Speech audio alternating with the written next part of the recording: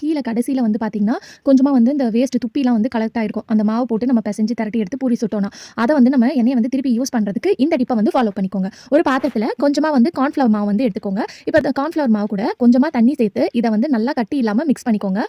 So உங்க எண்ணெய் எவ்வளோ இருக்கோ அதுக்கேத்த மாதிரி நீங்க வந்து கார்ன்ஃப்ளவர் மாவு வந்து சேர்த்துக்கணும். இப்ப நெறைய எண்ணெயா இருந்துச்சுன்னா, நீங்க அதுக்கேத்த மாதிரி குவான்டிட்டி வந்து அதிகமா எடுத்துக்கோங்க. இப்ப இது எல்லாத்தையும் நல்லா வந்து ஸ்பூன வச்சு இந்த மாதிரி மிக்ஸ் பண்ணிக்கோங்க. இப்ப எண்ணெய் வந்து நல்லா சூடா இருக்கணும். சூடா இருக்கிற எண்ணெயில நம்ம மிக்ஸ் பண்ணி வச்சிருக்க அந்த கார்ன்ஃப்ளவர் மாவ வந்து நம்ம ஊத்தி விட்டுக்கலாம். இந்த மாதிரி ஊத்துன உடனே நல்லா வந்து உங்களுக்கு பொரியும். ஸோ 2 நிமிஷத்துக்கு நீங்க அப்படியே வந்து விட்டுறணும். அது விட்டதுக்கப்புறம் நல்லா வெந்து அந்த கார்ன்ஃப்ளவர் மாவுல வந்து பார்த்தீங்கன்னா, இதுல இருக்கக்கூடிய எல்லா அழுக்கும் வந்து அதுல வந்து ஒட்டிக்கும். இதுக்கப்புறம் நீங்க இந்த எண்ணெய வந்து ஃபில்டர் பண்ணிட்டு நீங்க தாராளமா வந்து யூஸ் பண்ணிக்கலாம். எல்லாம் அந்த துப்பி ஏன்னா நம்ம பூரி சுடும்போது அந்த மாவோட எல்லாம் வந்து துப்பியும் வந்து பார்த்தீங்கன்னா, கீழ அடியில போய் கலெக்ட் ஆயிருக்கும். அது எல்லாமே வந்து இந்த கார்ன்ஃப்ளவர் மாவுல வந்து கலெக்ட் ஆயிரும். இத நீங்க தூக்கி போட்டுட்டு நீங்க யூஸ் பண்ணிக்கலாம். இப்ப நான் இத வந்து ஃபில்டர் பண்ணிட்டு உங்களுக்கு காட்டுறேன் பாருங்க.